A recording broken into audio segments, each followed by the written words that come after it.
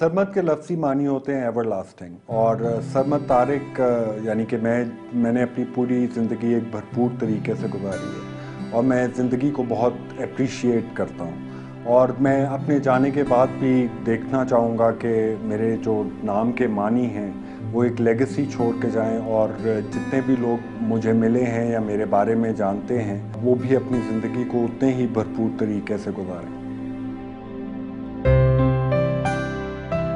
मेरा नाम है सरमद तारिक और मैं हूँ पाकिस्तान।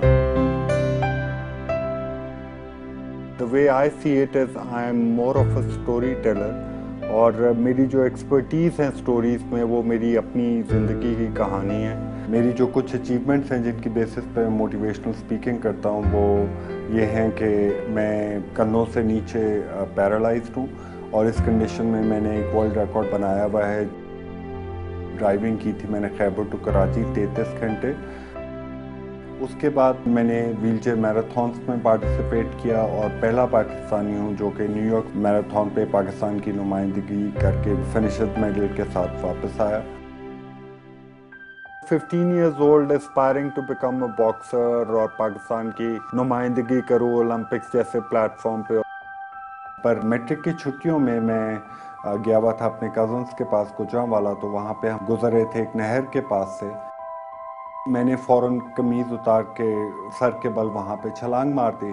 जब छलांग मारी तो मेरा सर जो है वो ज़मीन को जाके लगा और तब मुझे अंदाज़ा हुआ जहाँ मैंने छलांग मारी वहाँ पे तकरीबन 2.5 फुट पानी था। तो मेरी गर्दन 3 जगह से टूट गई और उसकी वजह से इंस्टेंटली मैं नेक डाउन गर्दन से नीचे बिल्कुल पैरालाइज हो गया। जब मैंने ये रियलाइज़ किया कि जिस्मानी तौर पे मैं हमेशा किसी न किसी का मोहताज रहूँगा, तो मैंने कुछ स्टैंडर्ड्स अपने लिए सेट किए कि मैंने कोटा नहीं अवेल करना, मैंने किसी की फेवर्स नहीं लेनी। क्योंकि मैं अब फिज़िकली डिपेंडेंट हूँ तो अब मुझे फाइनेंशियली अपने आप को इंडिपेंडेंट करना है। बिकॉज जब आप इस हालत में आ जाते हैं तो आपके मेडिकल एक्सपेंसेस बहुत ज़्यादा बढ़ जाते हैं। हम उसको ये फैसला करने पे मजबूर नहीं कर सकते थे। ये अर्ज जो है उसके अंदर से पैदा हुई और हम जो थे हमने उसको फैसिलिटेट किया था।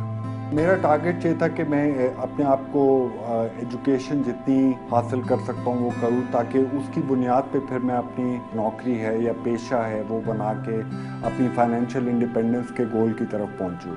सबसे बड़ा मसला मैं एडमिशन का था कि कोई नार्मल स्कूल इसको as a regular student admission नहीं देता था। बड़ी मुश्किल से एक स्कूल ने दाखिला दिया, फिर उसने FA किया, उसके बाद उसने BA किया, फिर उसने MBA किया। काफ़ी स्ट्रगल के बाद एक ऑयल कंपनी में एज एन इंटर्नशिप काम मिला। उसके बाद वही इंटर्नशिप बढ़ते बढ़ते टीम लीडर और फिर आगे चलती गई। इसी दौरान मेरी अपनी वाइफ ज़हरा से मुलाकात हुई और हम दोनों की शादी हुई। He is very very full of life. जिस चीज़ में अगर सरमद ने बिलीव कर लिया कि मैंने ये करना है तो वो उसके बारे में, हम होता है ना कोई काम है अच्छा ठीक है, तो बहुत ज़्यादा पैशन के साथ उसे फील करता है और फिर उसकी तरफ मूव करता है। फाइनेंशियल टारगेट्स तो मैंने अपने काफ़ी हद तक अचीव कर लिए थे। तो उसके बाद मैंने सोचा कि मैं अपनी स्पोर्ट्स का जो हमेशा का शौक़ था उसको परसू करूं। तो ड्राइविंग में काफ़ी अरसे से कर रहा था। एक सिंपल हैंड कंट्रोल किट मैंने बाहर से इंपोर्ट की थी, वो एक ऑटोमेटिक गाड़ी में लगा के मैं गाड़ी चला रहा था। तो उसी से रिलेटेड कुछ करने का सोचा। आई वांटेड टू अटेम्प्ट कि मैं पहला क्वाड्रिपलीजिक बनूं जिसने नॉन स्टॉप सबसे लंबा डिस्टेंस कवर किया है। ड्राइव का प्लान ये था कि मैं बाब खैबर से शुरू करूंगा और सी साइड कराची पे जाके उसको एंड करूंगा। तो मैं और मेरे 2 दोस्त फरीद और आमिर जानवी हम लोग उस गाड़ी का क्रू थे। It was about 33-34 hours drive जो कि करनी थी। तो हम सोचते थे कि मे बी सरमद ये नहीं कर सकता, बट सरमद की जो टोटल इंड्योरेंस टेस्ट था, ही वॉज कन्विंस्ड कि उसने ये टोटल ड्राइव करनी है और ही प्रूव्ड कि उससे ज़्यादा डिटर्मिन्ड और एम्बिशियस आदमी में भी हम सारे फ्रेंड्स में तो एटलीस्ट कोई नहीं था। मैं जब सुबह बिस्तर से उठता हूँ तो मुझे 3 से 4 घंटे लगते हैं तैयार होने में और उठ के बैठ के इस हालत में आने में। कई दफ़ा लोग मुझे पूछते हैं कि क्यों आप इतनी मेहनत करते हैं और क्यों आप इतनी स्ट्रगल में से गुजरते हैं एवरी डे। मैं एक चीज़ पे बड़ा पुख्ता यकीन है, वो ये है कि अगर मैं एक दिन बेड पे गुजार दूंगा तो अगर किसी का टाइम ज़ाया हो रहा है तो वो मेरा हो रहा है और किसी का नहीं हो रहा। मेरे इर्द गिर्द के लोगों की ज़िंदगियाँ चलती रहेंगी और वो लोग आगे बढ़ते रहेंगे और उससे मेरा डिप्रेशन और ज़्यादा मज़ीद बढ़ेगा, ना कि कम होगा। तो मेरी ज़िंदगी की रिस्पॉन्सिबिलिटी मेरे ऊपर है, उसको अच्छा बनाना, बुरा बनाना, वो सब कुछ मेरे हाथ में है। तो उस एफ़र्ट के लिए आपको रोज़ बिस्तर से निकलना पड़ता है और अपने आप को पुश करना पड़ता है।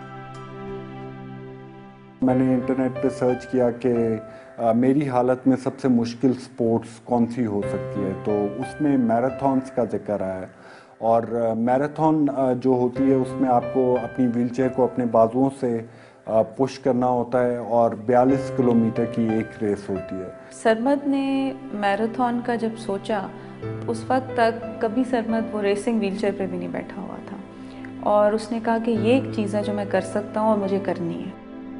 बड़ी देर प्रैक्टिस, जितनी कोशिश कर सकता था, जितनी हेल्थ अलाउ करती थी। मेरी खुशकिस्मती के 2005 में लाहौर मैराथन पहली हुई। मेरा रेस मुकम्मल करने का टाइम जो था वो 3.5 घंटे था। जब पहला लैप ख़त्म हुआ तो 3.5 घंटे गुजर चुके थे। कुछ देर के लिए ख्याल आया कि नहीं यार, अभी मुड़ जाते हैं, अभी टाइम भी पूरा नहीं हुआ।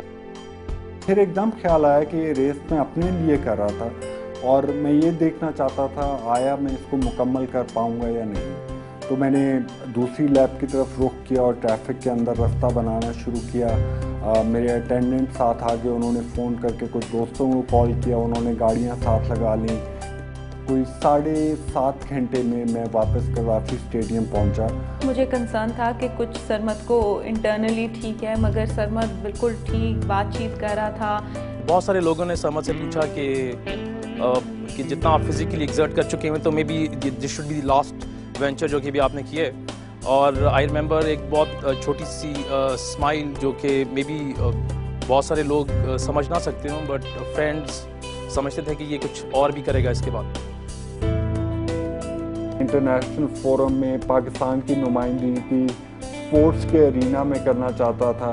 It was a challenge to raise funds और इस तरह की चीज़ें कंप्लीट करते करते, but eventually I was able to go to New York और वहाँ पे I was the first ever Pakistani wheelchair bound athlete to go and participate and come back with the finishers medal. ये तमाम चीज़ें मिला के जब मैं लोगों से बात करता हूँ और डिफरेंट इदारों में जाता हूँ तो मोटिवेशन ऑटोमेटिकली उसका एक एलिमेंट बन जाती है। और मेरे लिए जो उसमें सबसे बड़ा इंसेंटिव जो मुझे उसके बाद नज़र आना शुरू हो गया वो ये था कि समहाउ दी अदर जो भी हरकतें मैंने सही या गलत, वो किसी तरह कंट्रीब्यूट कर रहा है किसी और की ज़िंदगी में। हमें तो छोटा सा भी मसला हो हम इतनी कंप्लेन करते हैं, मगर सरमद को मैंने बहुत कम देखा है कि वो कंप्लेन करता है। वो उसकी प्रैक्टिकल चीज़ों की तरफ जाता है कि अच्छा जो मैं कर सकता हूँ। ख़ास तौर पे मेरा मेजॉरिटी काम जो आजकल मैं कर रहा हूँ वो यूथ के साथ है। जब आप यूथ के साथ ऐसा काम करते हैं और आपको उसका एक पॉजिटिव रिस्पांस मिलता है और आप फिर अगर उन बच्चों के साथ कोचिंग जारी रखें और आपको इवेंचुअल रिजल्ट्स नज़र आते हैं तो it is very fulfilling.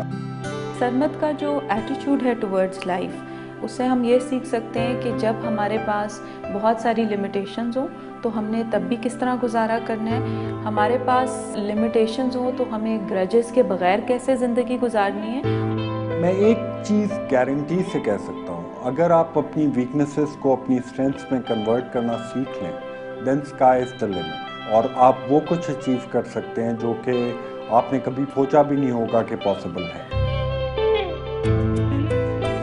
Over a period of time मैं भी ये सोचता हूँ कि इसका फ्रेंड कम और फॉलोअर ज़्यादा हो गया।